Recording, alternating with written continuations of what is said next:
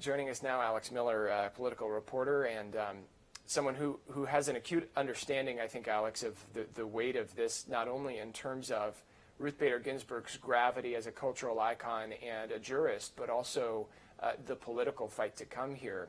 Right now, you cover the Biden campaign for us. Joe Biden was the chairman of the Senate Judiciary Committee during Ruth Bader Ginsburg's nomination. He knows her. He knows the magnitude of her presence on that bench, the magnitude of the legacy she leaves behind. I mean, this is not any small loss, he understands, for the court and for politics, but also he gets how big of a loss this is culturally as well. He does. And I mean, he's presided not only over her nomination, but he also presided over some really contentious nominations back in the 90s when you think about Bork and then now Justice Clarence Thomas. He knows how contentious this process can be from the Senate side as well. And so that is part of the reason why he came out last night saying that this nomination should be held, actually echoing something he said, James, back in 1992. I want to read you part of his floor speech from this. He said, "It is my view that if a Supreme Court justice resigns tomorrow or within the next several weeks or resigns at the end of the summer, President Bush should consider following the practice of a majority of his predecessors and not name a nominee until after the November election is completed." This is a similar situation to what we find now, a first-term Republican president, and he's likely echoing this in some degree because Bush didn't win, and then Clinton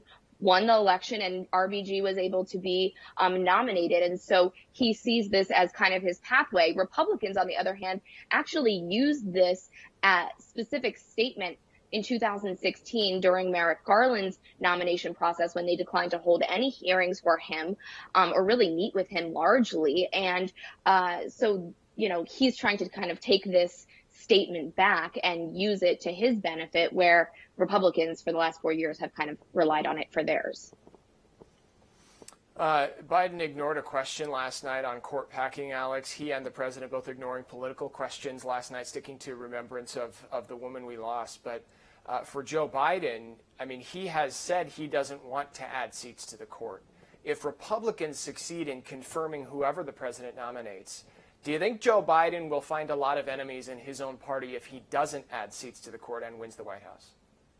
I mean, it's definitely possible. Look, he has to win this election first. And I think, frankly, this might drive some Democrats out to vote that weren't necessarily planning on voting for him. I turned on Instagram Live yesterday, and Congresswoman Alexandria Ocasio-Cortez had 60,000 people on within just a few minutes talking about the need to get out and vote and make sure that this essentially doesn't happen again. We already see that the campaign is fundraising right now on protecting the legacy of Ruth Bader Ginsburg. I think that one thing Biden may do is talk about essentially taking a pause and thinking about the long-term impacts of court packing, because, you know, it's not the exact same situation, but Harry Reid got rid of the filibuster having nothing to do with a Supreme Court nomination, and look at the fallout that has happened because of that. So there has never been more than 9 justices. You don't have to have 9, but we've only had as little as 6. Otherwise, it's been 9 for over about 100 years.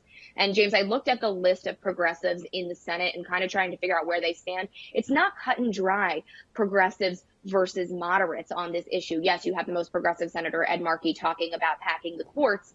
But when you look at the other progressive senators like Senator Cory Booker, Elizabeth Warren, Senator Harris, Senator Kirsten Gillibrand, they've all said they are open to it. But even Senator Bernie Sanders has said that he doesn't support packing the court. So I think it's going to end up being a little bit more nuanced. I think it also depends about how much anger there really is with who is actually eventually seated on the court should that happen.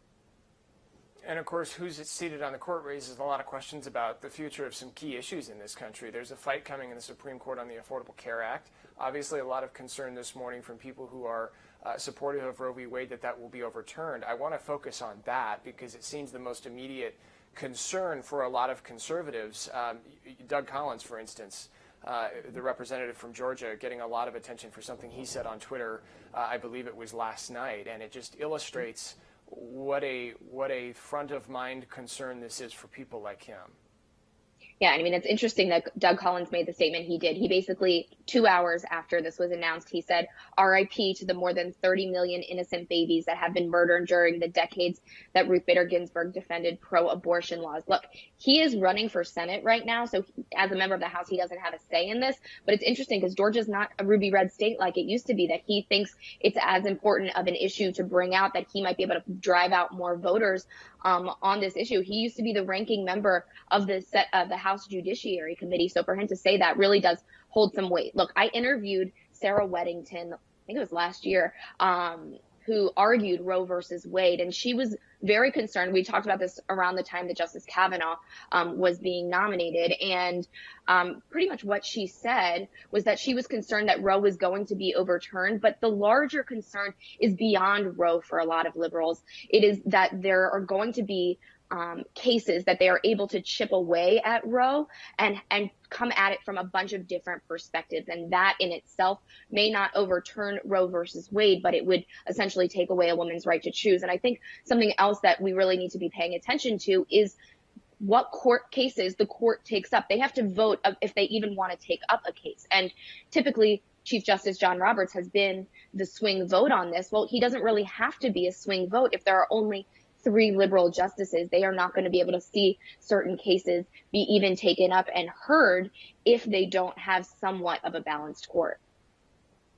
I was just going to make that point because, there was a lot of talk after the Kavanaugh confirmation that, John Roberts became sort of more of a aggressive swing vote on that court because he saw sort of a need for balance there. He certainly had a shift of sorts. And as you mentioned, even if he were to change entirely his political ideology overnight, it wouldn't be enough there because there would only be, as you mentioned, those 3 justices, Sonia Sotomayor, now sort of the liberal leader on the Supreme Court. Alex, I appreciate your reporting and your perspective on this. It's always a pleasure to talk to you. I appreciate it, friend. Thank you very much.